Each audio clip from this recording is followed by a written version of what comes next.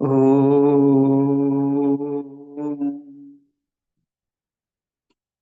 विश्वानि देव सवितर्दुरितानि परासुव यद्भद्रं तन्न आसुव। ॐ शान्ति शान्ति शान्ति। वसुदेवसुतं देवं कंसचाणूर्यमर्दनं देवकी परमानन्दं कृष्णं वन्दे जगद्गुरुं। श्री सद्गुरुदेव भगवान की जय। प्रस्तुत श्रीमद् भगवद गीता का 16वां अध्याय और श्लोक क्रमांक 20वां। यहाँ भगवान अर्जुन को कहते हैं कि वो स्वयं ही अपने नरक के द्वार जो है खोल देते हैं। आसुरी लोग अपने स्वभाववश मजबूर होते हैं और उनकी कामना पूर्ति अगर होती नहीं है तो उनको क्रोध उत्पन्न होता है और क्रोध के माध्यम से ही वो नरक के द्वार जो है उत्पन्न होते हैं और वो अधम गति को प्राप्त होती है। हाँ हाँ, ततो यान्त धमाम गति मूढ़ा जन्मनि जन्मनि। अनेक अनेक जन्मों में जो मूढ़ लोग हैं वो इस मनुष्य योनि में न आकर अलग अलग जो है पशु योनियों में जाकर जो है अपने दुखों को प्राप्त होते हैं और उसी को नरक कहा गया है। भगवान कहते हैं कि नरक जो है कौन सा है, वो नरक के द्वार कौन से हैं। वो कहते हैं त्रिविधम नरके सेदम द्वार नाशनमात्मनः काम क्रोध तथा लोभ तस्मात् एतत्त्रयम् त्यजेत्। त्रिविधम नरके सेदम, तीन प्रकार के नरक के द्वार कहाँ हैं। द्वार नाशनम आत्मनः, वो मनुष्य के नाश के लिए। कौन सा द्वार है वो, कहते हैं काम क्रोध तथा लोभ तस्मात् एतत्त्रयम् त्यजेत्। ये तीनों को छोड़ने के लिए कहा है। और इसको छोड़ना कोई साधारण तो बात है ही नहीं। हाँ, जीवन जैसे ही जन्म लेता है जीव तो उसकी कामना शुरू हो जाती है। वो कुछ ना कुछ प्राप्त करने की इच्छा करता रहता है। हाँ, तो वो कामना हुई। कामना में जो मन से संकल्प होता है, कामना क्या है, जो मन से संकल्प होता है उसकी पूरे करने की चेष्टा, उसको कहते हैं कामना। अगर वो मन से इच्छा हुई और वो पूरी नहीं हुई तो उसमें मनुष्य जो है क्रोधित हो जाता है ना। कामना सर्वश्रेष्ठ है। आप कौन सी भी कामना है, यह मोक्ष की कामना हो या फिर स्वर्ग की कामना हो या संसार के सुख की कामना हो, उसके लिए जो प्रयत्न किया किया जाता है, हाँ, और वो कौन सा लोभ है। हाँ, लोभ के मारे ही प्रयत्न किया जाता है और वो काम और लोभ अगर ये पूर्ण नहीं होता तो ये क्रोध को उत्पन्न करता है और ये काम क्रोध लोभ जो है यही नरक के द्वार को खोल देते हैं। अगर इससे बच गए तो इसमें मुक्ति के द्वार खोल देते हैं, है ना। कामना नष्ट होगी, क्रोध शांत हो गया पूर्ण रूप से, उसको अक्रोधी हो गया। और पहले कहाँ है क्रोध, जो अक्रोधी होती है वो संतुष्ट योगी होती है। शांतम, भगवान शिव जी कैसे है, शांतम पद्मासनस्तम, शशिधर मुकुटम पंचवक्रम त्रिनेत्रम शूलम रजनीश खड्गम परशुम अभेदम दक्षिणांगे वहंतम नागम पाशं च घंटा डमरुक सहितम सांकुशम वाम भागे नाना अलंकार युक्तम स्फटिक मणिमय पार्वतीशम नमामि कहते हैं। कि क्यों, क्योंकि वो परम शांत है, शांतम पद्मासनस्तम, परम शांति को प्राप्त है। तो इनकी है ना, शांतम पद्मासन शशिधर मुकुटम, पंचवक्रम त्रिनेत्रम, जो 5 मुख वाला भी है और 3 नेत्र वाला भी है, और शशिधर मतलब चंद्रमा में जिसमें धारण किया हुआ है। देखिए, गले में सर्प है। तो चर्म व्याघ्रंबर पहना हुआ है भोलेनाथ ने, लेकिन इतना होने के बाद भी परम शांत है। तो ऐसे भगवान विष्णु भी शांताकारं भुजगशयनं पद्मनाभं सुरेशम, वो भी परम शांत कहा गया है। हाँ, तो ये जिसके अंदर का क्रोध समाप्त हो गया है, वो पूर्ण रूप से देवताओं को प्राप्त होती है, पूर्ण वो पूजनीय बनता है। जैसे भृगु ऋषि हर देवताओं के पास गए, देवताओं को क्रोध दिला, क्रोध आया।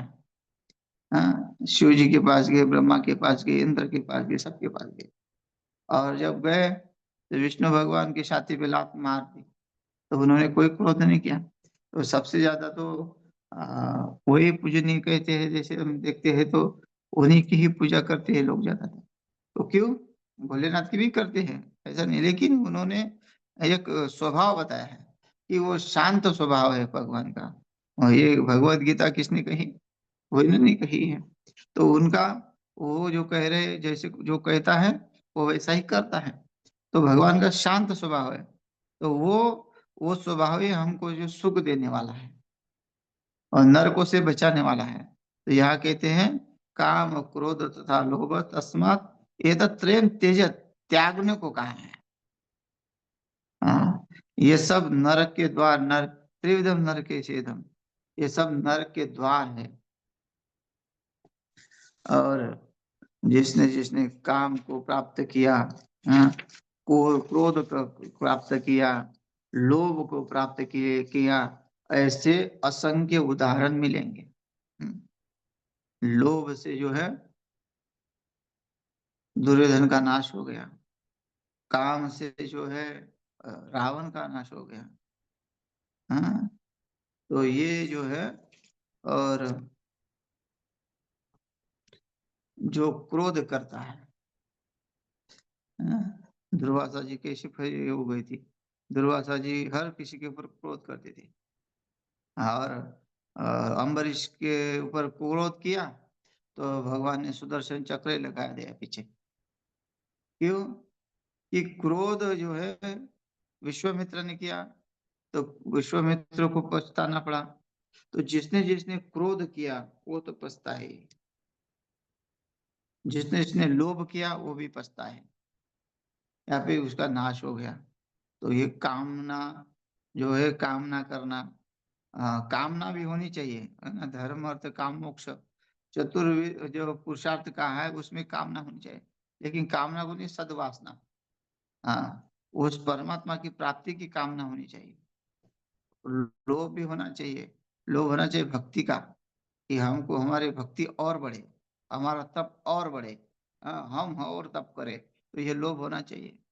क्रोध क्रोध होना चाहिए असत्य का, जो असत्य है उसके ऊपर क्रोध होना चाहिए कि ये नहीं, ये गलत है।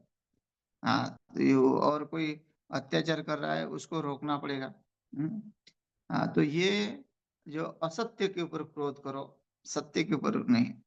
आ, जो सत्य है वो तो उसको प्राप्त करने के लिए, तो भगवान ये कहते हैं कि इन तीनों को भी त्याग देना चाहिए। ऐसे उदाहरण पुराणों में बहुत मिलेंगे। तो इसके सिवा मुक्ति नहीं है। तो यही कहती है अर्जुन, इन तीनों नरक के द्वार से मुक्त पुरुष अपने कल्याण का आचरण करता है, इससे वह परम गति को जाता है, प्राप्त होता है, मुझको ही प्राप्त होता है, ऐसे भगवान कहते हैं। कहते हैं श्रेय साधनों से परम गति की प्राप्ति। ये तैर्विमुक्त कौन्तेय तमो द्वारे स्थिभिर्नरः आचरत्यात्मनः श्रेय ततो याति पराम गतिम। जिसने ये तीनों छोड़ दिए, काम क्रोध लोभ, उस वो श्रेयस उसको बहुत अच्छा माना गया। हम्म, जो आचरण करता है अच्छा, आचरत्यात् मनः श्रेयस, मन में ठाम लेता है कि मैंने कभी क्रोध नहीं करना, मैंने कभी लोभ नहीं करना, हाँ, मैंने अपने अंदर कोई कामना को उत्पन्न नहीं करना। हाँ, ये जो संतों के अंदर पाया जाता है। संत महात्मा इन तीनों से छुटकारा पाते हैं। हाँ, ये इसलिए तो कहता है कि इसमें उसका ध्यान ही नहीं है, उसमें वो निद्रा में होती है, काम क्रोध लोभ के समय निद्रा में होती है, उनके लिए वो है ही नहीं, है ना। हाँ, तो ये क्या कहते हैं कि यया निशाम सर्वभूतानां यस्याम जागृति भूतानि सा निशा पश्यतो मे। जिसमें जो काम क्रोधवादी लोग जो है हमेशा तल्लीन रहते हैं, उसमें जो ऋषि मुनि है वो उसमें विश्राम करते हैं।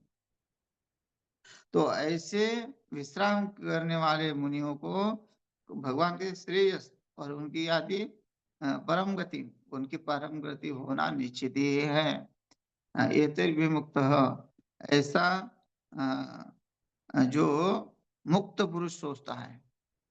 हाँ, और तम द्वार, इस तम द्वार क्या है, तम द्वारे शिविर नरन, इस तम द्वार से निकल पड़ता है। हम्म, काम क्रोध लोभ ये तम द्वार है, ये अपने स्वार्थ पूर्ति के लिए ही उत्पन्न होती है। जिसका जिसमें अच्छा स्वार्थ है वो उसी के उसमें निर्भर रहता है, कामनाओं से घिरा हुआ है, क्योंकि उनके भोगवादी जीवन है। भोगवादी जीवन में हर चीज की वस्तु की अपेक्षा की जाती है। एक गाड़ी लेनी पड़ेगी, हाँ, घर बांधना पड़ेगा, चाहे फिर वो किसी भी तरह का हो, चाहे कैसा भी रिश्वत खा के करना हो। हाँ, लेकिन जो नौकरी के लिए 50 लाख 25 लाख जो दिया है उसको जल्दी से कैसे निकाला जाए। हाँ, पढ़ाई के लिए मेडिकल कॉलेजों में जो है लाखों लाखों रुपए भरे जाते हैं, उसको किस तरह निकाला जाए ये सोचा जाता है। जितना पैसा हम लगाएंगे उतना पैसा निकालने के लिए कोशिश तो करेगा ही, अपने आप नहीं होगा। तो इसलिए फिर वो उसमें बहुत सारी मिलावट एक, नहीं तो क्यों इतने दुनिया में इतनी सुविधा होने के बाद भी लोग दुखी क्यों है। यही कारण है कि लोग एक खुद का स्वार्थ ही देख रहे हैं, खुद की कामना पूर्ति के लिए दूसरे का कुछ भी हो। कामना वो है जो मुक्ति के लिए, लेकिन कामना क्या है, उस शरीर के लिए, शरीर भोग के लिए प्राप्त की गई है। तो शरीर भोग के लिए जो कामना है वो नरक में निश्चित ही ले जाने वाली है। हाँ, तो इसलिए यहाँ कहते हैं वो कामना से तो रहित है, तमोगुनी है ही नहीं। तमोगुनी जो है खुद के लिए जो जीता है, तो तमोगुनी न होने से, तम क्या है, अंधकार, अंधकारमय जीवन है। और जिसके अंदर काम क्रोध नहीं है वो तो भगवान से ये प्रार्थना करता है कि असुतो माँ सद्गमय, तमसो माँ ज्योतिर्गमय, मृत्युर्मा अमृतम गमय। यही प्रार्थना होनी चाहिए, है ना। हाँ, ये अपने लिए भी और दूसरे के लिए भी, सर्वे भवन्तु सुखिनः, सर्वे सन्तु निरामया, सर्वे भद्राणि पश्यन्तु मा कश्चित् दुःख भाग् भवेत्। ये दूसरे के लिए प्रार्थना होगी कि सर्वे भवन्तु सुखिनः, अपने लिए असतो माँ सद्गमय, मैं सत्य मार्ग पे ही रहूं। तो ये सत्य कब रहूं, जब हमारे अंदर जो कोई कामना नहीं हो, क्रोध नहीं हो, लोभ नहीं हो, तभी तो हम कह पाएंगे कि असतो माँ सद्गमय। हाँ, अगर बार बार हम उस ऐसी भावना को व्यक्त करें परमात्मा के सामने कि हे भगवान मुझे असत से जो है सत्य की ओर ले चलिए। समसो माँ ज्योतिर्गमय, अंदर का अंधकार की छोड़ के हमको उजाले की ओर ले चलिए, और मृत्यु से हमको बचा के मोक्ष की ओर ले चलिए।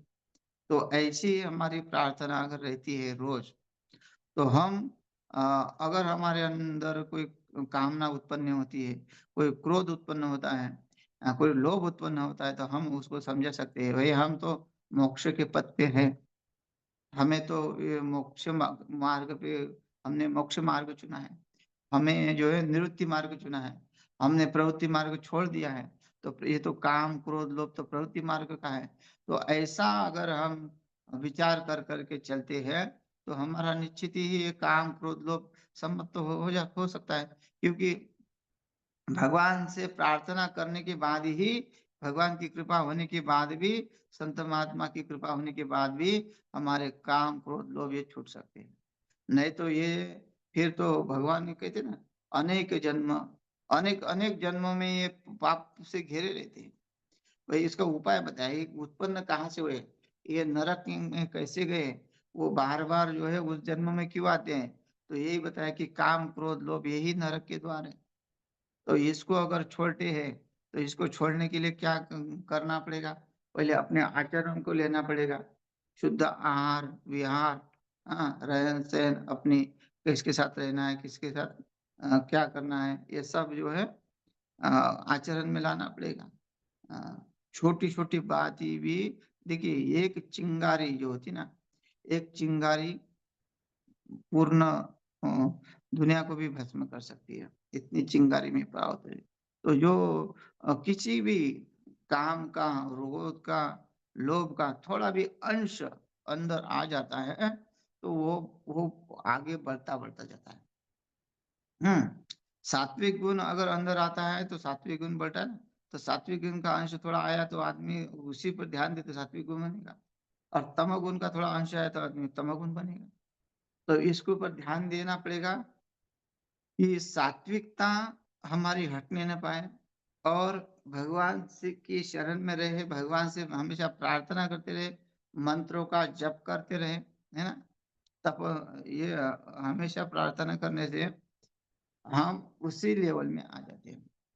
नहीं तो फिर ये छोड़ना है, कैसे छोड़ेंगे, काम क्रोध लोभ ये छूटने वाला तो है ही नहीं। हाँ, ये तो रहता ही है। तो इससे अगर हम हटके उसका हमारा मन उस परमात्मा की भक्ति में लगाए, तो अगर हमारी, हम सद्वासनाओं से जो है रहे, तब तो ये हमारे अंदर नहीं आएगी। नहीं तो ये तो नरक के द्वार है, फिर समझना कि प्रवेश हो गया तो नरक में कितनी यातना है, कैसे कैसे प्रकार के नरक है। वो तो जैसे गरुड़ पुराण जो बताता है, गरुड़ पुराण अगर पढ़ेंगे तो पूरा भयंकर उस नरकों का वर्णन किया हुआ है। तो ऐसे नरकों में यातना भोग कर, फिर उस अधम जीव की योनि में आकर और उसमें दुख भोग कर, फिर उसमें पाप कर कर, फिर और दूसरे योनियों में, अधम योनियों में जाना, यही इस सिलसिला चलता रहता है। हाँ, उसको बचने के लिए सावधान, अब जब बता दिया स्पष्ट भगवान ने, एक एक जो पापी मूड लोग जो है बन रहे हैं, ये अपने आप को नरक में ढकल रहे हैं, लेकिन किस कारण, तो काम क्रोध लोभ, ये तीन ही है। और तो काम क्रोध लोभ अगर हम करने से कंट्रोल करने में सक्षम हो गए, हाँ, तो फिर क्या होगा, फिर वो मुक्ति का द्वार खुल जाएगा, फिर मुक्ति के द्वार में आ जाएंगे। तो ये शास्त्र विधि को अ, जो त्यागता है, और मन मन इच्छित जो चलता है, तो उसको तो फिर तो गति अधमी होती है। ये क्या कहते हैं कि अगर ये आचरत्या मन श्रेयस्थ तो यति परम गति, अगर वो आचरण करता है तो काम क्रोध लोभ उसके शांत हो जाएंगे, और उस वो परम गति को प्राप्त हो जाएगा। और अगर नहीं करता है, अपने ही अहंकार में रहता है, तो ये कहते हैं, ये शास्त्र विधि मित्सृज्य वर्तते कामकारतः, न स सिद्धि आपनोति न सुखम न पराम गति। ना सुख मिलेगा, न वो उस गति को प्राप्त होगा। क्यों कि पूर्ण कार्य जो है तुम्हारे शास्त्र विरुद्ध हो रहे। शास्त्रों ने कहा कि काम छोड़ दो, क्रोध छोड़ दो, लोभ छोड़ दो, कोई कामना करो तो अच्छी कामना करो, कि तुम्हारा भगवान दुखी हो जाते कि मैंने इतना अच्छा शरीर दिया, इतने अच्छे हाथ दिए, इतने अच्छे पाँव दिए, इतने अच्छे आंखें दिए, कान दिए, सब कुछ ही बढ़िया अच्छा सा बना दिया, और ये जो है बस ये भूल गया कि कोई बनाने वाला होगा, है नहीं। हाँ, तो भगवान परमात्मा ने जो बनाया है वो किस लिए बनाया है, कि अपने स्वयं की प्राप्ति के लिए। हाँ, बाकी क्या है, संसार में कुछ है नहीं। लेकिन अगर कहे कि भगवान बने हैं तो भगवान को क्या बनाने की जरूरत थी, तो भगवान का संकल्प है, स्वप्न है, स्वप्न में दुनिया बनती है, तो उसने हमारा क्या दोष है? हाँ, तो बनी बनी है, तो वही स्वप्नों को समझना पड़ेगा, बस इतना ही है। और स्वप्नों को समझो। तुम तो स्वप्नों को सत्य समझ रहे हो इसलिए दुखी हो, तो उसको समझो मत। तब तो तुम्हारे अंदर कोई कामना नहीं, क्योंकि स्वप्न है, सब प्रपंच स्वप्न है, तो तुम्हें इसमें आसक्ति नहीं होनी चाहिए। लेकिन वो स्वप्न में तुम आसक्ति कर रहे हो, इसलिए भगवान कहते हैं कि भाई स्वप्नों से तुम जागृत जागृत में आ जाओ। बस इतना ही है भगवान का कहना। जागृत में आ जाओ कि स्वप्न आप नष्ट हो जाएगा, अज्ञान नष्ट अपने आप हो जाएगा, जब तुम अपने स्वयं में आ जाओ तो यही कहते हैं कि शास्त्र को समझ के आदमी स्वयं में आ जाता है, कोई और प्राप्त नहीं कर सकता। प्राप्त तो है, तो वो जो विस्मरण हुआ है प्राप्ति का, वो उसको प्राप्त हो जाएगा। हाँ, वो प्राप्त हो जाने के बाद वो स्वयं ही फिर वो कहेगा कि हाँ, मैं, मेरा ही अस्तित्व है, और जो मैं देख रहा हूँ ये तो मेरे स्वप्न तुल्य है। हाँ, फिर तो वही हो जाता, उमा कहो मैं अनुभव अपना, सत हरि भजन जगत सपना। जगत वो सब सपना समझ जाता है, फिर वो रहते हुए भी उसमें, वो उसमें लिप्त नहीं रहता, क्योंकि सपना कभी सत्य होता ही नहीं है, तो उसके साथ माता बच्ची क्यों करना है? माता बच्ची करेंगे तो फिर वही मन जो है काम क्रोध को उत्पन्न करेगा। तो यही कहते हैं कि ये शास्त्र विधिमत सृजः वर्तते काम कारतः। जो शास्त्रों के विरुद्ध चलता है, मन से चलता है और अपनी कामनाओं की पूर्ति में लगा रहता है, न सिद्धि, वो कभी भी सिद्ध नहीं हो सकता। न उसको सुख प्राप्त हो सकता है, ना ही उसको कोई परम गति प्राप्त हो सकती है। और शास्त्र के अनुकूल चलोगे तो सब प्रकार से योग्य है। भगवान कहते हैं कि इसके सिवा दूसरा कोई मार्ग ही नहीं है। तुम शास्त्रों से चलोगे तभी तुम्हारा कल्याण है, नहीं तो नहीं है। इसलिए शास्त्रों को प्रमाण मानो, शास्त्रों को ही प्रमाण मानना पड़ेगा। दूसरा कौन समझाएगा तुमको सही क्या है गलत क्या है? हम अपने मन से थोड़ी समझा रहे हैं। हम तो शास्त्रों को सुन के पढ़ के ही बताते हैं कि भाई ये सही है और ये गलत है। हाँ, तो प्रैक्टिकली तो काम क्रोध लोभ जो अंदर जिसके है वो तो वो दुखी है, तो वो खुद अनुभव करेगा, दूसरा भी उसका अनुभव करेगा कि भी हाँ ये दुख देने वाले हैं। लेकिन शुरू में सुख लगता है उसमें, काम को भोगने में सुख लगता है, तो इसीलिए जो है, अब क्रोध तो सुखी नहीं करता है। लेकिन क्रोध अगर किसी के ऊपर, हाँ, अ, करके भला उससे धन छीन लिया जाए, तो वो क्रोध भी उसको अच्छा लगता है, क्या मैंने यहाँ कैसे धमकाया, या उसके शक्ति का प्रदर्शन कर रहा है क्रोध देख के, तो उसको यही पता जाए कि हाँ मेरी शक्ति है, मेरे पास बल है, थोड़ा सा डांटने से वो ठीक हो गया, तो उसको वो भी हर्ष हो जाता है। और कोई धन संचय करके रखता है, लोग है ना, लोभी लोग धन संचय करके रखता है, कंजूस आदमी, तो वो भी उनको उसको भी आनंद आता है, लोभ में भी आनंद आता है। तो ऐसा ये सब जीवन जो है ये वो व्यर्थ है, क्योंकि ये शास्त्र के प्रमाणित नहीं है, और शास्त्र को प्रमाण मानना पड़ेगा। भाई तुम अपने पिता के ही पुत्र हो, ये कौन समझाता है? अपनी माता समझाती है, कि माता कहती है कि तुम्हारा पिता है, तो हम मानते हैं, माता का प्रमाण मानते हैं, तो है ना। तो वैसे ही संत महात्माओं ने जो लिखा हुआ है, ऋषि मुनि ने जो लिखा हुआ है, भगवान ने जो भगवत गीता कही हुई है, वो सब हमारे लिए प्रमाण है? इसलिए व्याकरण भी कहते हैं कि आपको वो मानना ही पड़ेगा। आपको ये सूत्र ने ऐसा क्यों किया, वैसा क्यों किया, या ऐसा नहीं होना चाहिए, ये वहाँ वो कहते नहीं, उपदेश है। हाँ, उपदेश कहते हैं उसको, उपदेश। उपदेश में क्या था? धातु सूत्र गनुनादि वाक्य लिंगानुशासनम आगम प्रत्यादेश उपदेश प्रकृति। ये इतने उपदेश माने हैं व्याकरणकारों ने, तो वो उपदेश हमको मानना ही पड़ेगा, क्योंकि ऋषि मुनि को प्रमाण मानना है। तो ये उपदेश हमको मानना है कि भाई ये शास्त्र का प्रमाण है, तो हमको मानो, तभी हमारा जो है जीवन दिव्य हो जाएगा, भव्य हो जाएगा। हाँ, तो इसलिए कहते हैं भाई शास्त्रों का प्रमाण मानो। तस्मात् शास्त्र प्रमाणम थे। अर्जुन को कहते हैं ना भगवान कि भाई मेरी बात मत मानो, मैं अपने मन से नहीं कह रहा हूँ, मैं भी कहीं ना कहीं पढ़ के तुमको बात बता रहा हूँ। इसलिए तस्मात् शास्त्र प्रमाणम प्रमाणम थे कार्यम कार्य व्यवस्थितो ज्ञात्वा शास्त्र विदोनोक्तम कर्म कर्तुमिहारसि।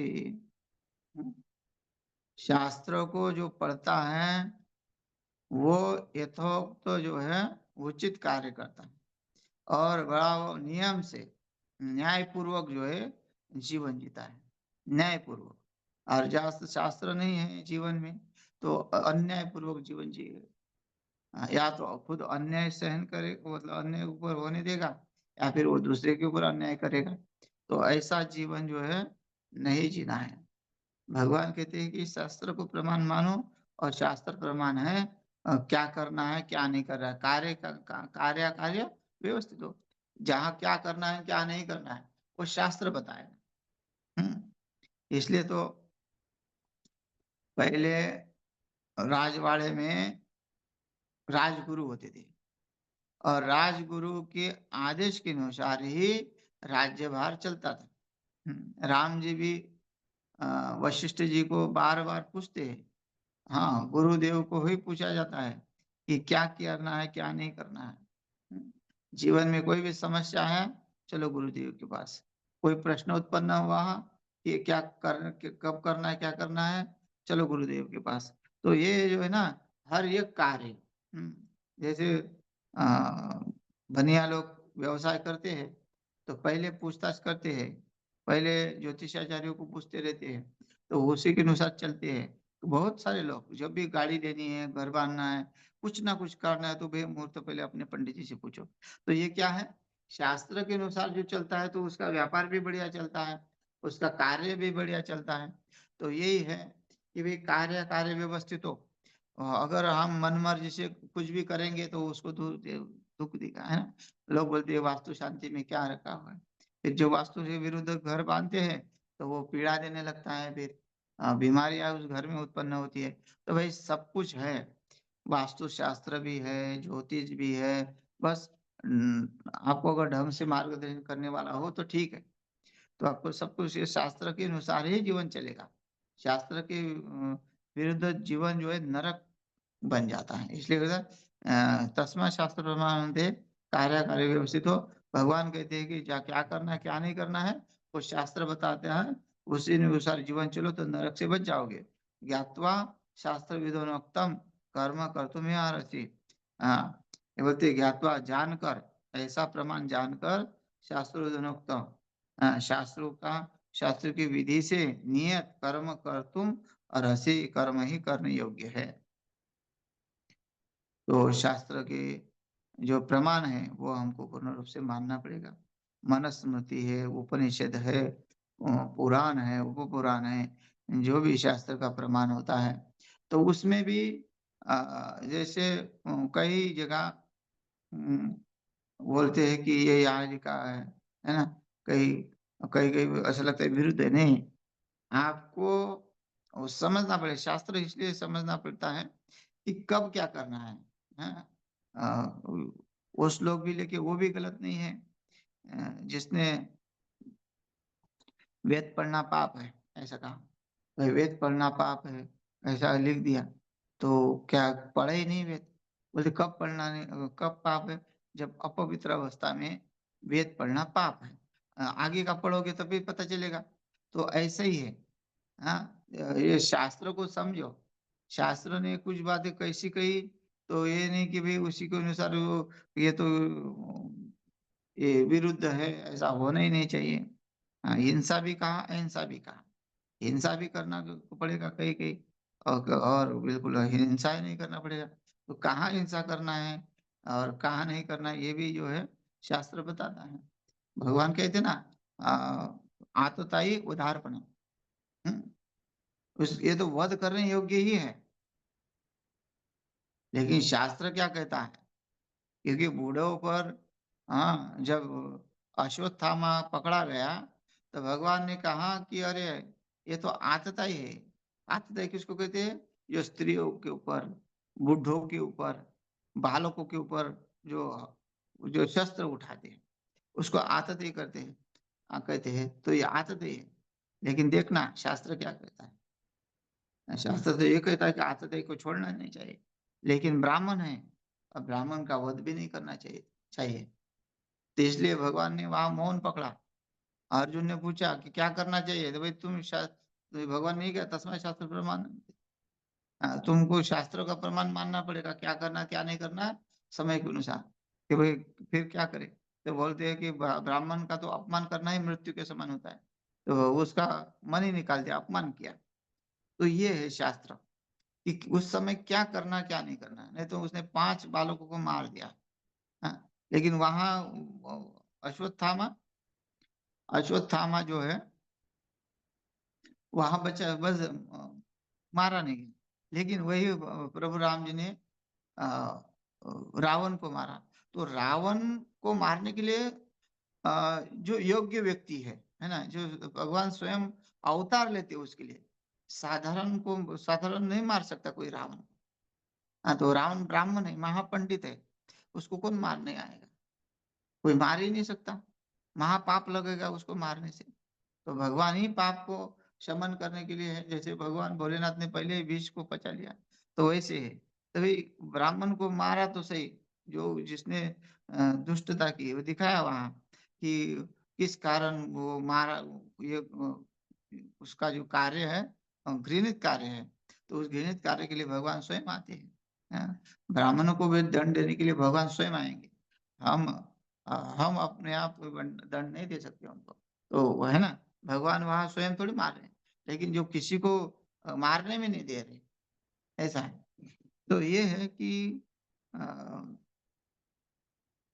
यहाँ शास्त्रों को समझ के ही कार्य होते हैं, ऐसे भगवान कहते हैं। तो ये अध्याय पूरा समाप्त हो गए हैं, और शेष जो है अगले सत्र में करते हैं। हरि ओम।